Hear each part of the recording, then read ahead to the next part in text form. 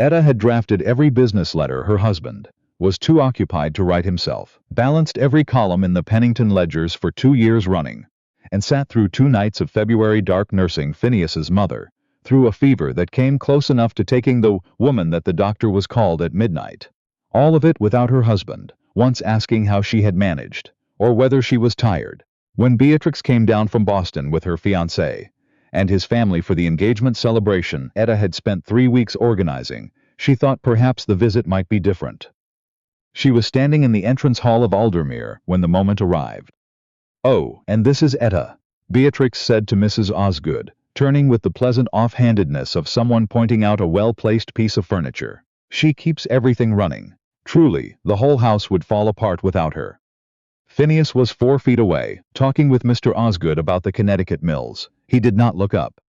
Etta smiled at Mrs. Osgood. She said it was a pleasure to have the family at Aldermere. Then she went to check on the kitchen, because dinner was in 2 hours and she had written out the timing herself, to the quarter hour, the way she wrote everything, with precision, and without anyone asking her to. Subscribe and stay until the end. Tell me your city in the comments. This one is for every woman who held everything together, while the people around her forgot she was more than the holding. Etta Pennington had been married for 26 months. Long enough to know the particular sound the front gate made when her husband was coming home and hadn't had a good day. Long enough to know that Mrs. Pennington's hands went stiff in the cold and that her morning tea needed to be brought up before she rang for it, or she wouldn't ask. Long enough to know where every invoice from every supplier, in 3 counties, lived in the account room, and which 3 could be trusted, and which one needed watching. She had been 22 years old when her father sat down with her after Sunday church and explained, gently, with the careful language of a man who loved his daughter, and also loved the idea of her being someone else's concern, that Phineas Pennington had expressed interest and that the family thought it was a good match. Phineas was 30. He had the Aldermere estate, a half share in 2 mills, and a reputation in the county for being principled, if not particularly warm. Her father had said principled, as though it were the same thing as kind. She had agreed. She had been raised to understand that a woman's agreement in such matters was not so much a decision as it was a formality, and she completed the formality with the particular quiet efficiency that would come to define everything she did inside her marriage. Phineas was not a bad man. She had spent 26 months being careful to know the difference. He was a man who worked hard and came home tired, and had been raised in a household where women were valued the way you value a well-made clock. You didn't think about it until it stopped working. His mother was the same.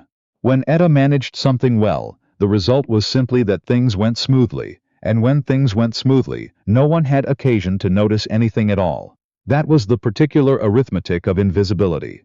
The better you were at something, the less anyone needed to acknowledge that you were doing it.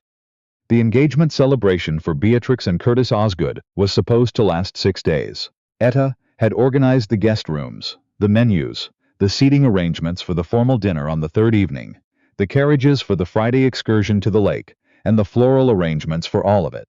She had done this while also managing the usual correspondence, the weekly accounts from the North Tenant, and Mrs. Pennington's physical therapy schedule.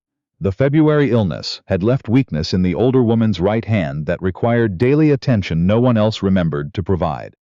Beatrix arrived on a Monday and complimented the house within the first 10 minutes, which Etta received as the general kind of compliment that means nothing specific.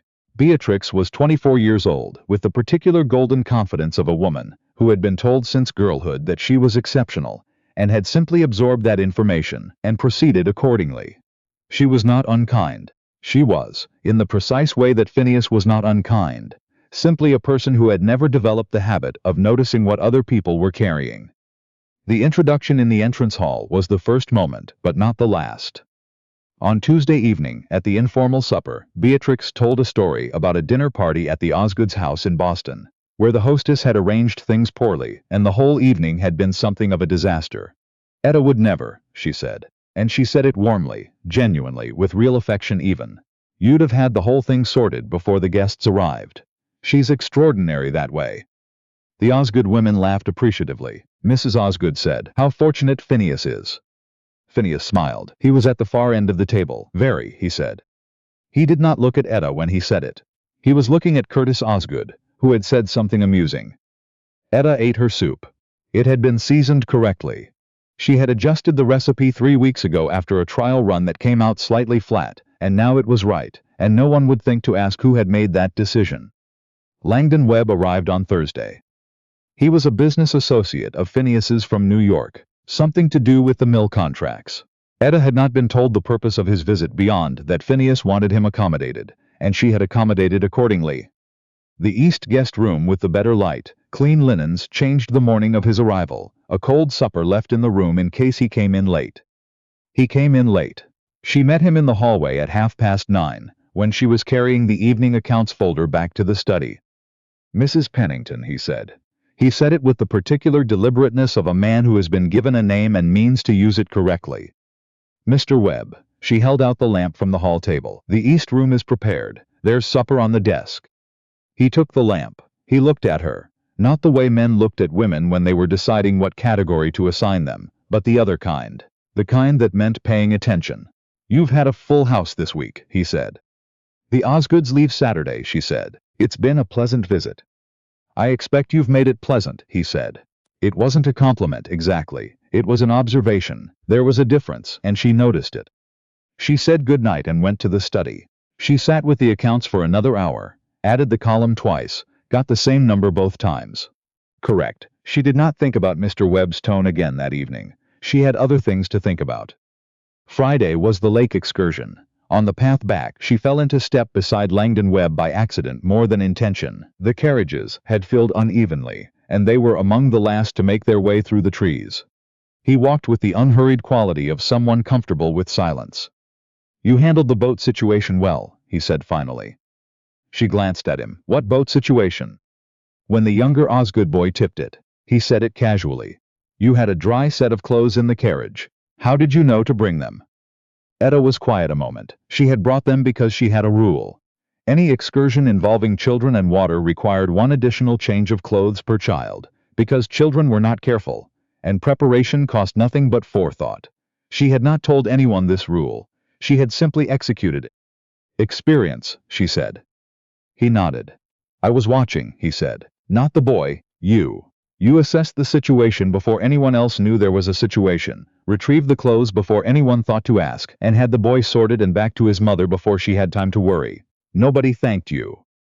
"Nobody needed to," she said. "I know," he said. "That's not the same thing as it being right." She looked at the path in front of them. The lake was behind them now, the light going gold and long through the trees, the way it did in September when the afternoons started to shorten.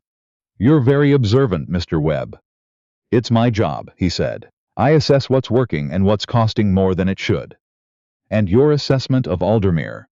He looked at her, and there was something in the look that was not pity. She had learned to recognize pity and step back from it, but something closer to recognition. "That it's being run extremely well," he said. "By one person." She did not respond. They walked the rest of the way back in a silence that was not uncomfortable. The kind of silence that happens between people who have said something real, and don't need to crowd it with more words. She found out about the letter on Saturday morning.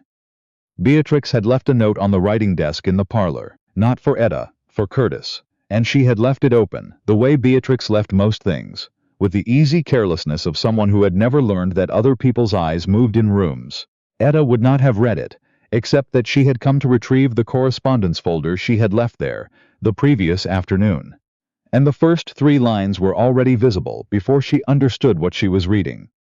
"Mother says Mrs. P. confided last spring that the marriage was practical on both sides, that Phineas needed management not affection, and that the wife is the useful sort rather than the sort anyone falls in love with." She stopped reading. She stood at the writing desk with the correspondence folder in her hand, entirely still, waiting for the words to rearrange themselves into something that made sense. They did not. The words were what they were. She put the folder under her arm and went back to the account room. She closed the door. She sat down. Phineas had married her because he needed management. She had known that, in the way you know something you have never allowed yourself to say aloud. But knowing it privately and reading it in someone else's letter were 2 entirely different things. The first was a soft understanding you could carry without it weighing too much. The second was a fact, with edges. She opened the account folder. She entered the week's last figures. She added the column. Correct. She closed the folder and sat with her hands flat on the desk, breathing through it. In, hold, out. And she made a decision. Not the kind that arrives with anger, the kind that arrives with clarity, which was quieter and harder to argue with. She did not speak to Phineas that day.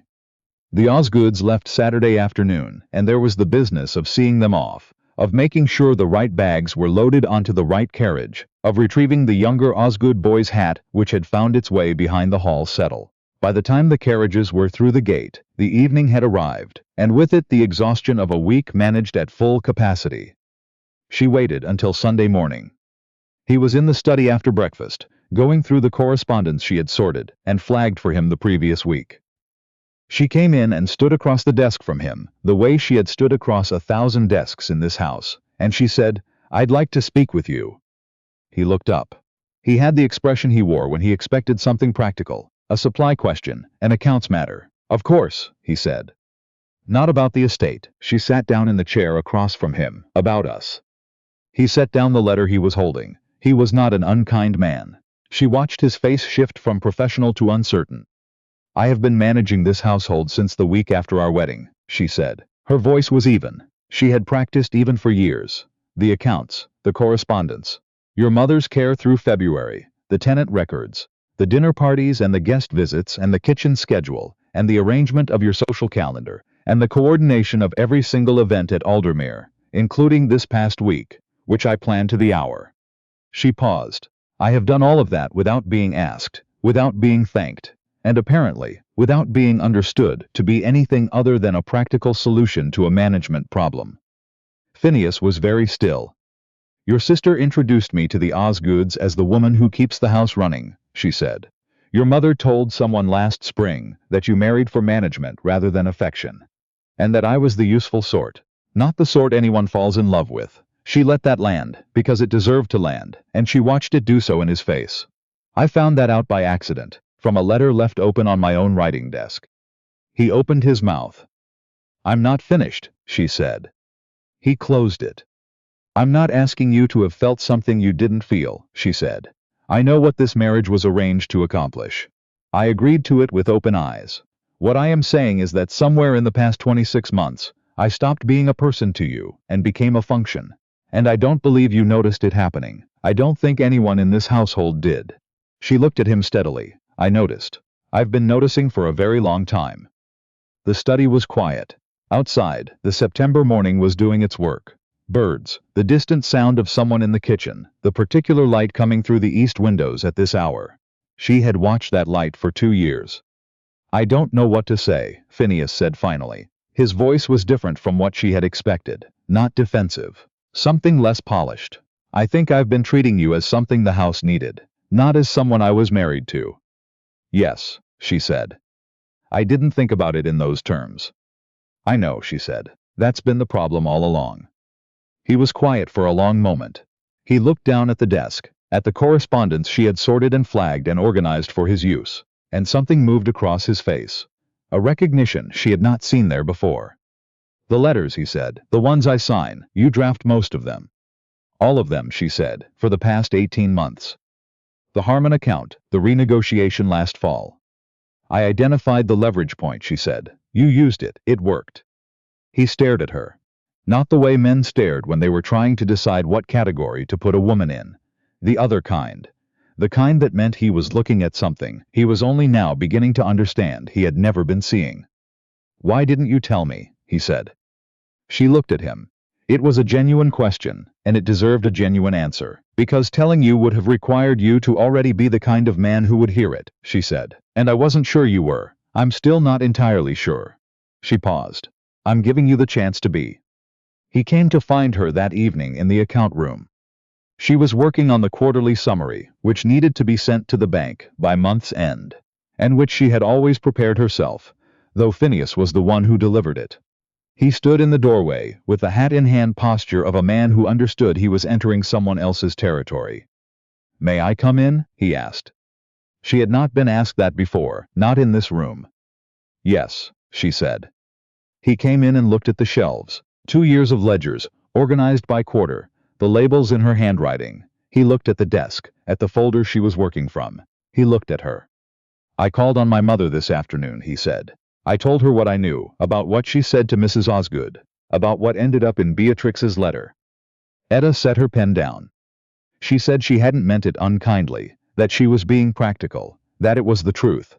He paused. I told her the truth can be unkind when it's used to diminish someone, and that it was my responsibility, as your husband, to have made clear from the start who you were in this house. He stopped. I should have. I didn't. I'm sorry for that. She looked at him across the desk for a long moment. What would you do differently? She said. I don't know yet, he said, and that was the most honest thing she had heard him say in 26 months. I'd like to figure it out, with you, if you're willing. She thought about the letter on the writing desk.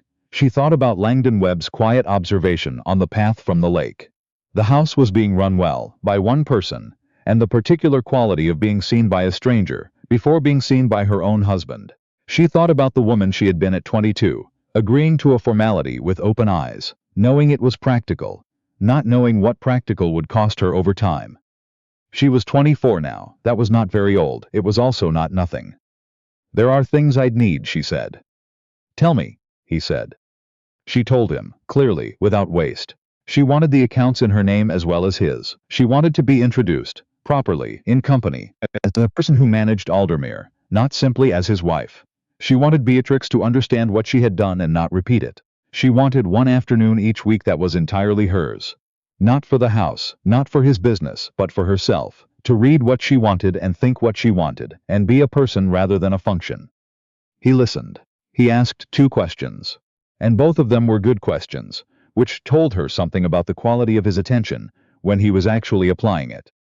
I can do those things, he said. I want to. He paused. I don't know if wanting to is enough after everything. It's a start, she said. I'll tell you when it isn't. He almost smiled.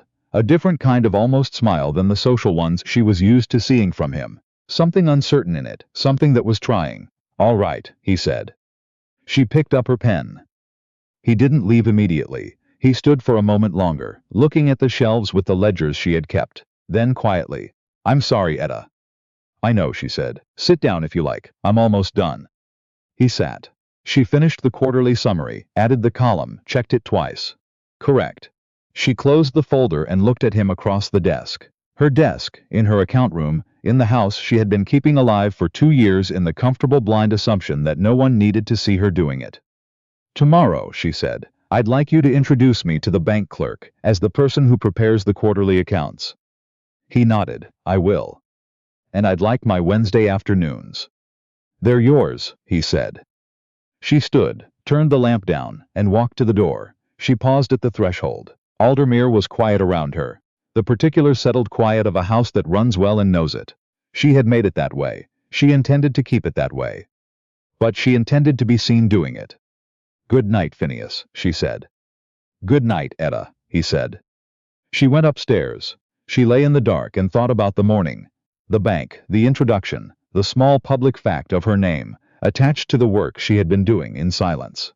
She thought about Wednesday afternoons, which she had not yet decided what to do with, and the particular pleasure of not knowing yet. She had been managing Aldermere for 26 months. She had been invisible for 26 months. She had told herself for 26 months that being useful was enough, that the ledgers balanced and the house ran, and the dinner parties succeeded, and that was what she had agreed to. She had been wrong about enough. There were things a woman was owed by the people she gave herself to, not spectacular things, not grand gestures, honest things, to be named, to be known, to have the work she did counted as hers in the rooms where it mattered. She was 24 years old. She had not been too late to ask for them. Outside, the September dark was cooling toward autumn, and Aldermere breathed around her, steady, ordered, alive. And for the first time in 26 months she felt it not as something that needed her, but as something she had built. That was different. That was hers. She let herself feel the full weight of it, and then she slept.